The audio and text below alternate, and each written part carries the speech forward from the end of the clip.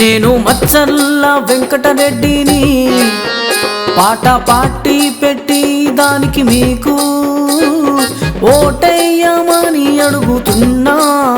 మీరు ఓటేసి నాకు అధికారం ఇస్తే నా 71వ సిద్ధాంతం ఏమిటంటే, సిటీలల్లో టౌన్లల్లో లేబర్ అడ్డాలు, కూలీల అడ్డాలు ఎంత ఘోరంగా ఉన్నాయంటే, పాపం వాళ్ళు ఎప్పుడో 4 గంటలకు లేచి ఆడోళ్ళు మగోళ్ళు వండుకొని కింద మీద పడి వట్టి కారం పప్పుతోని పులుసుతోని అన్నం కట్టుకొని వచ్చి 6, 7, 8 గంటలు లేబర్ అడ్డాలో కూర్చుంటే, ఎవడన్నా పని కోసం వస్తే వాడి మీద 100 మంది ముసురుకుంటారు.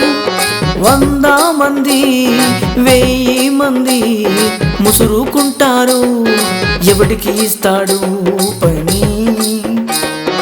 ఒక్కడికి ఇస్తాడు. మరి మిగతా వాళ్ళు పొద్దున్నుంచి సాయంత్రం దాకా ఎదురు చూసి చూసి చూసి కళ్ళు కాయలు కాసి కాసి ఆ బీడీలు పట్టుడు, పాన్ పరాకు తినుడు, రోడ్ల మీద ఊసుడు, తూ తూ గప్పు గప్పు రోడ్లన్నీ గబ్బు, ఆరోగ్యం గబ్బు, ఆలోచన లేదు, మన్ను లేదు, మశానం లేదు.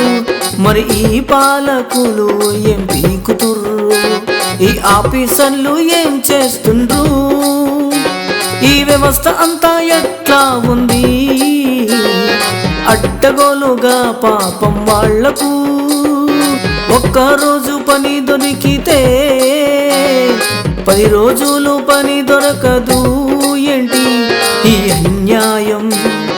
కాబట్టి వాళ్ళు ఎక్కడెక్కడి నుంచో ఊళ్ళల్లో అప్పులు చేసి అది చేసి ఇది చేసి వడ్డీల కోసం హైదరాబాదు వచ్చి పాయాకానలు సాఫ్ చేస్తున్నారు.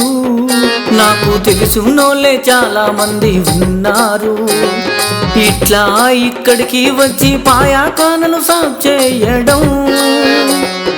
అలాంటి వాళ్లకు మేము పకడ్బందీ ఏర్పాటు చేసి నెలకు 30,000 జీతం ఇస్తాను.